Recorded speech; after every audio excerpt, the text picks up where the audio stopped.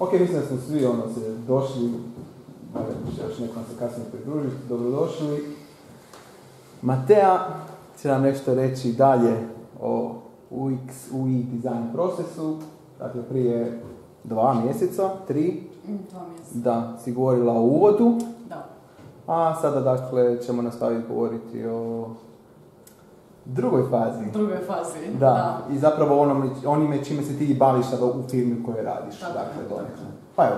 Engleski, hrvatski. Pa može na engleski zbog YouTube-a, ali nešto. Aha, okej. Da, ako neko ima... Jel okej na engleskom ili ćemo na hrvatski? Niko se ne protivi. Okej.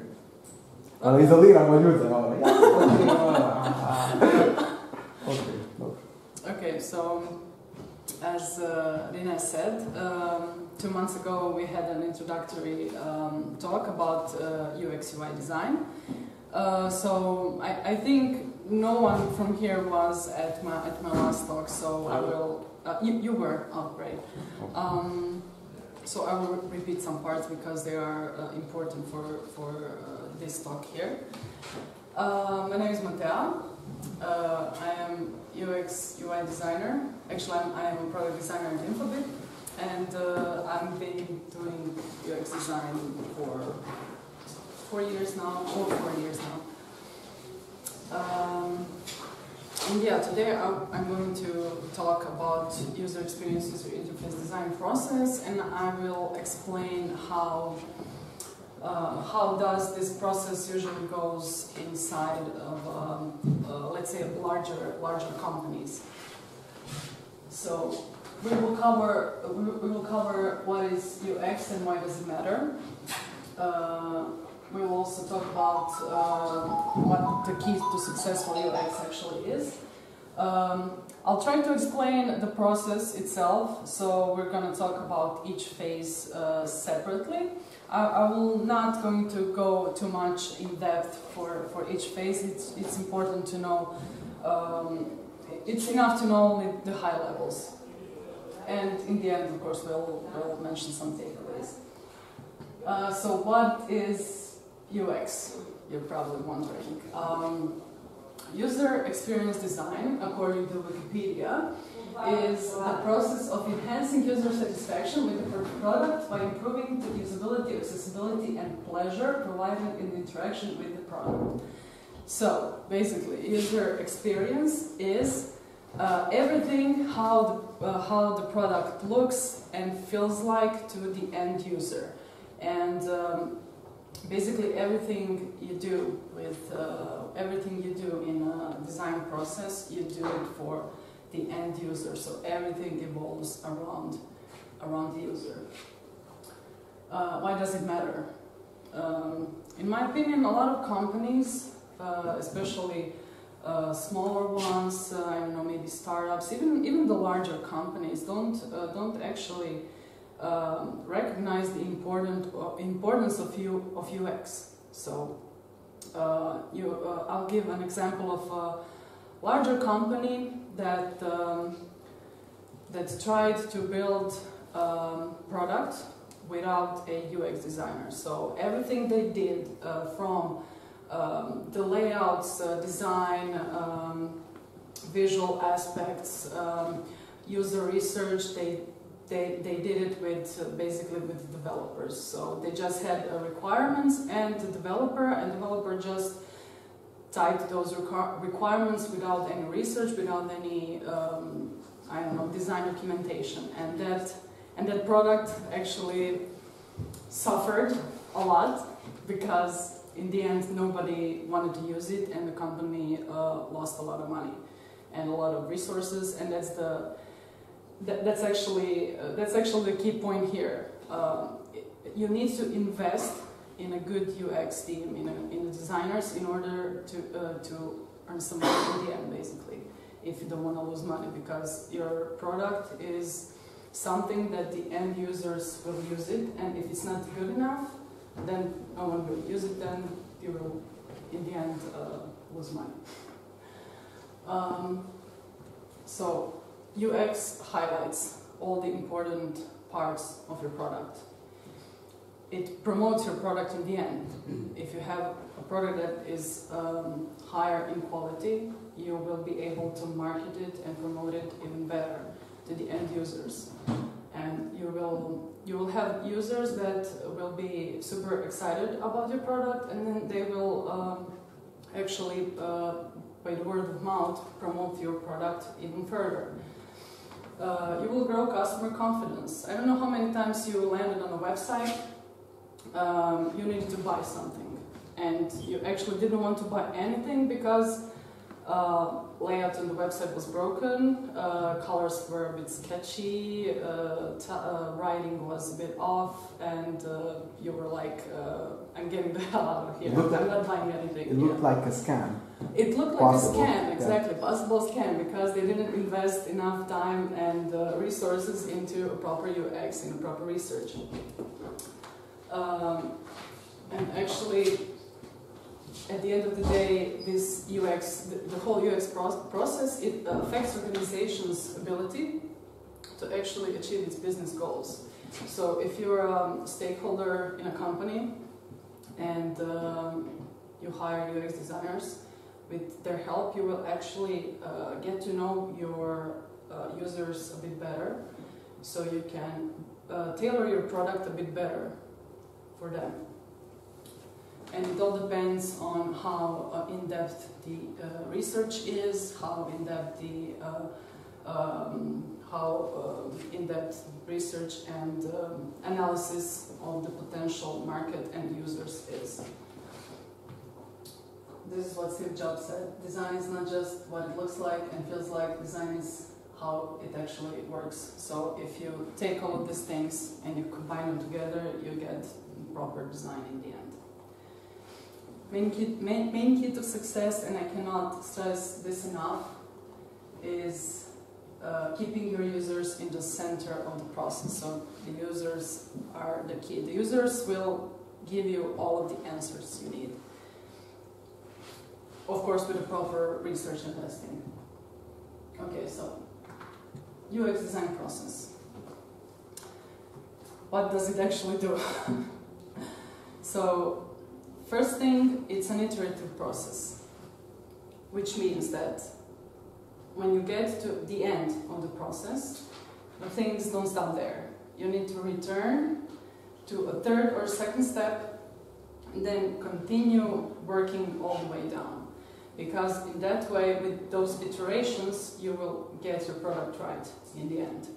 And it's not the end because this iterative process, UX design process, is happening all the time. If you wanna be ranked, like high ranked, then you need to have proper iterative process. You need to be in line with your competitors. This process makes you understand your users better. That's what I said before, through research as well as your competitors. So it's important to notice here that UX designers actually create the competitors' analysis.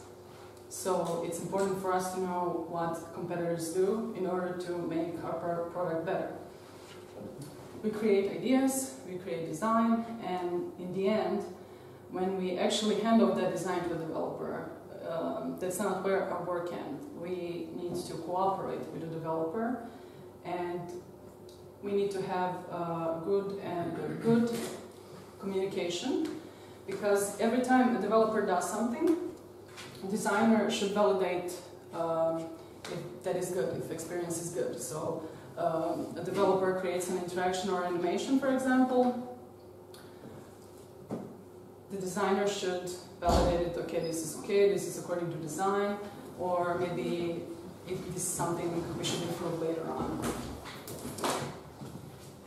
Okay, so these are 6 steps of UX design process. So we have understand phase, research, sketch, design, implement, and evaluation phase. So understand phase. When you first start with your design project, you get some requirements. And those requirements are your starting point, and you need to understand them really correctly and in depth. So for me, that means I'm going to talk to whoever wrote that requirements and documentation. So I go and talk to stakeholders. If I can, I go and talk to some end users, but that's a rare case. And then in the end, after I'm sure that I understood everything correctly, I start creating user personas. So what user personas actually are? If you ever played an RPG game, personas are actually your characters. And you basically just map out all of their skills, let's call them, and traits. And with this example, and with this persona, you have like a character group, like a user group. And according to that user group, you can create new ideas, and you can specifically design for that user in mind.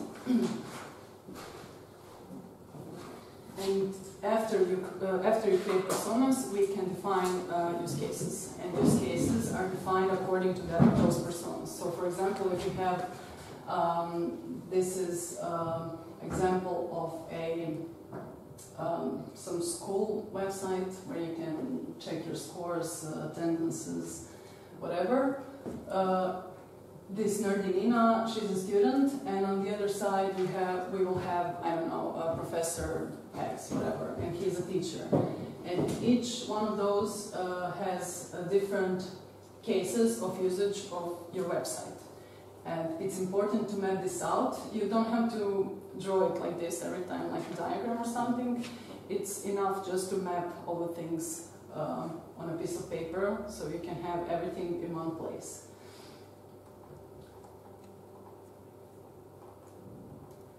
After this step, so the first step, it's important because it allows you to map everything you need and have everything you need in one place. And with that in mind, you take that, so personas and diagrams, and then you validate them with the stakeholders. So you need to talk to your managers, bosses, whatever, and you need to go with them through the first phase.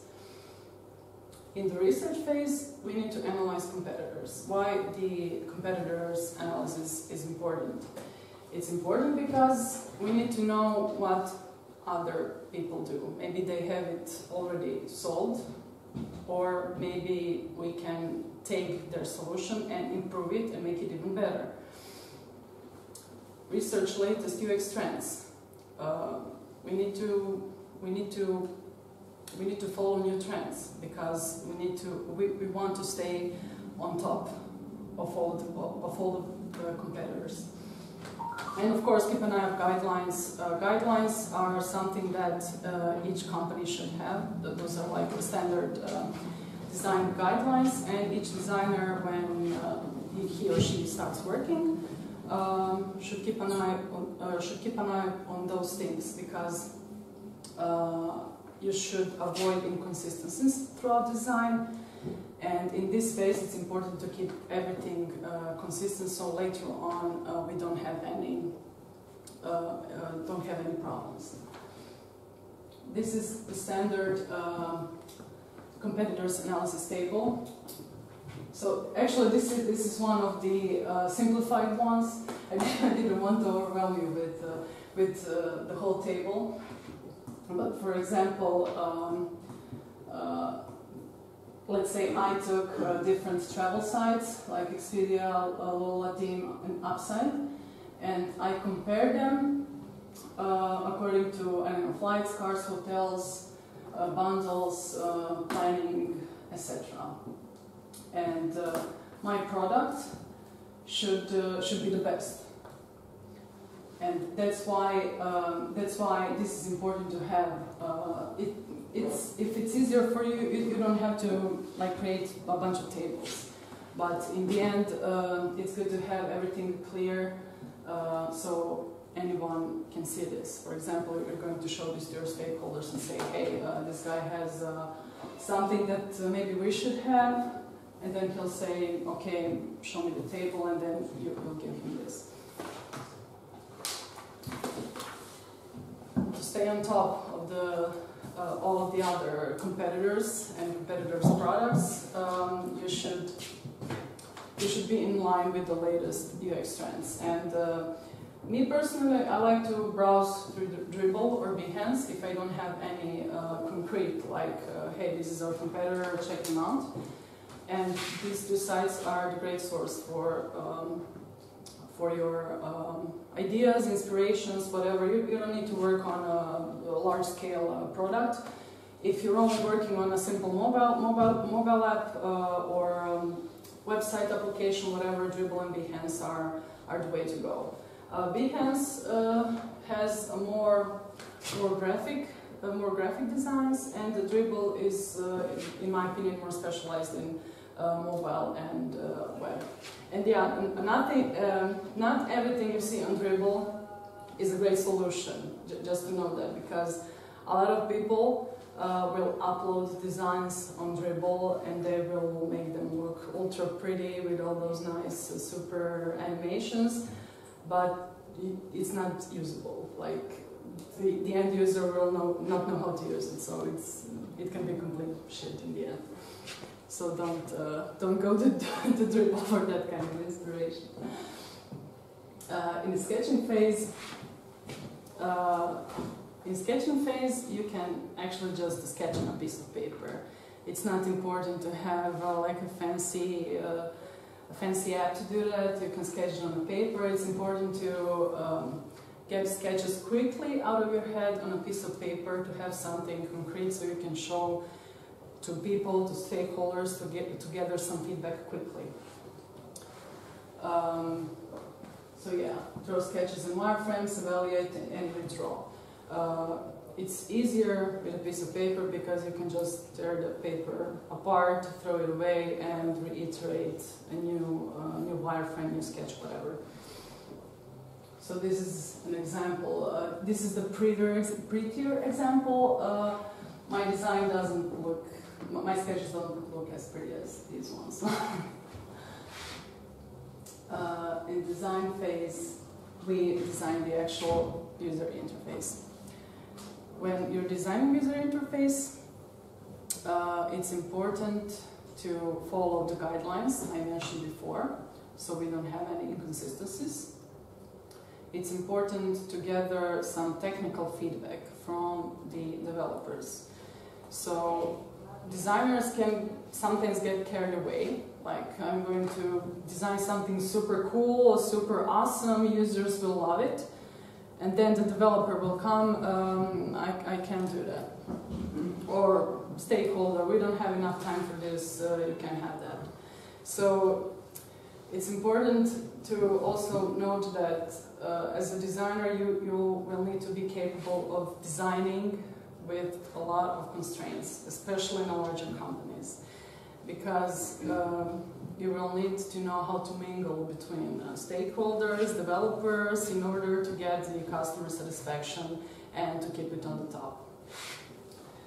Design also includes creating prototypes. Prototypes creation I mentioned in the last talk. It's easiest way possible is with Adobe XD. After I finish the talk, I can give you some. I can give you a list of the tools that are usually used for UX prototyping, etc. And yeah, Figma. Figma is, in my opinion, the best tool you can get for user interface design, because it covers prototyping, it covers UI design, and it covers handoff for the developers in the end. Figma has such interface that allows you to check out the code and the UI at the same time. So there is no need for like extensive explanations to the developer. When he opens the Figma file, he has everything in one place mapped out. And of course, you need to consider which tool is like the fastest one for you to use and for you to get to know how to use. Implementation phase is done, of course, by the developers, and designer's job here is to make sure that everything is going according to the design.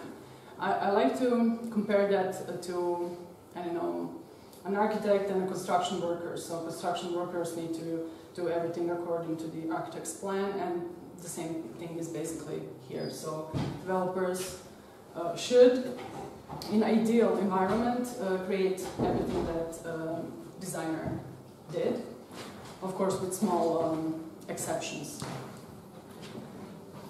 When the designer is working with the developer, he's actually building user experience. So by making sure that the design is going according to the plan, he is building its user's experience. These are the developers that are working, and maybe somewhere around there is a designer that sits with them. Evaluation phase. Okay, so we have our product designed, implemented. It's probably somewhere up there in a testing environment, hopefully. And we perform usability testing. Usability testing is a testing where you actually send your product to an end user and you just tell him, okay, do something with that. That's one case. The other case is you tell him what to do on your website. So you actually give him a role. So, okay, you're an accountant here, check out this product and, I don't know, create a new invoice for, I don't know, someone. And then you need to observe how this user uses your product. You need to write down what he's doing, if he knows what to click. In ideal situations, your user will talk to you while he is using your product, and that way you will know actually his thinking process behind. Is he actually understanding your design? And this step here is really important, because you will know what to improve later on in the process. Audit reports are reports that UX designers do when they create all of the research, and the research is done by looking at metrics that is collected through Google Analytics most of the times, and of course metrics which is gathered through the usability testing. And with both these things, you need to identify improvements and make sure that those improvements reiterate and start from the research and sketch phase all over again.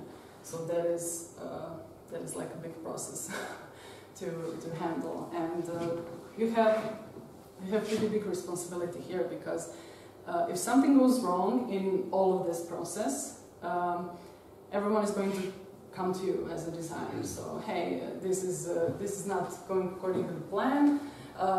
This is not according to design. What did you do? So everyone will blame on the designer, and you need to make sure that everything hopefully runs smoothly. User testing is one of the most popular sites for user testing. It's actually online platform where you actually send them your product, and then they film your end users, how they're using your product. And the end user has to talk all the time he's using your product, and you can provide your own questions with your product. So it's pretty powerful platform. It's you know, really useful to have. We actually started user testing at Infobip with this platform, and I'm really excited what results we'll get in the end. This is Google Analytics. I don't know, have you ever used Google Analytics for anything? Yeah, okay. So we designers usually look at metrics like which percentage of users uses our app on mobile, or which demographics, from which part of the country, at what time of the day. All of this stuff is important for you to improve your product in the end. Which technology also, are they looking on mobile tablet or on Android phones, iOS phones, because when you're designing mobile apps, it's important to distinguish. You have iOS design, typical iOS design, and typical Android design. So if we're using a product, for example, that is mostly used on iOS mobile phones, then we're going to focus our approach more on the iOS platforms, and reiterate the design on iOS. Okay, so user experience design process.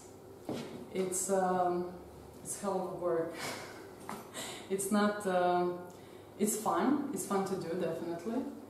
But as I said, it takes a lot of responsibilities and a lot of talking to end users, to stakeholders, a lot of writing down. It's not necessarily high in writing, designing, actual design. It's more about everything around the design. The design part is actually the easiest part. You just need to sit down, design everything according to the requirement you get, and that's it. Well, it's not actually how it goes. You need to have a proper documentation before that, research, requirements, meetings held with a bunch of stakeholders in order to get your product right. And when you get your product right, then you need to reiterate the whole process again, so you can get a proper product.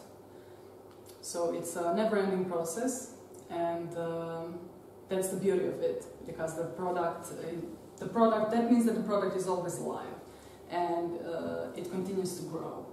If the website, we just kind of publish this website, then that's it, we're not going to do anything with it. You doomed that product for the worst, and that's not how it goes. Okay. Yeah, that's it from me.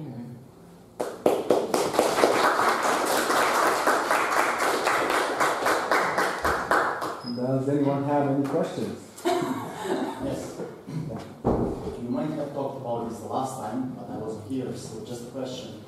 How is different the design process when you're doing it for a client, or when you're doing it, for example, for your management team, or for whatever you are doing it for, because you are having only your internal products, right? Mm-hmm. So we're working on internal products, and when you're working for a client, that's actually more like a design agency process, design process. So when you're working with stakeholders, it's not important to get the design as polished as possible. So the only thing that matters are proper sketches, wireframes, in order for the stakeholders to understand it. It's important for them to understand it, and for you to just get the idea, the message across in a proper way. If you're doing it for a client, especially if you're a freelancer or something, you're actually representing yourself with your design, with your project.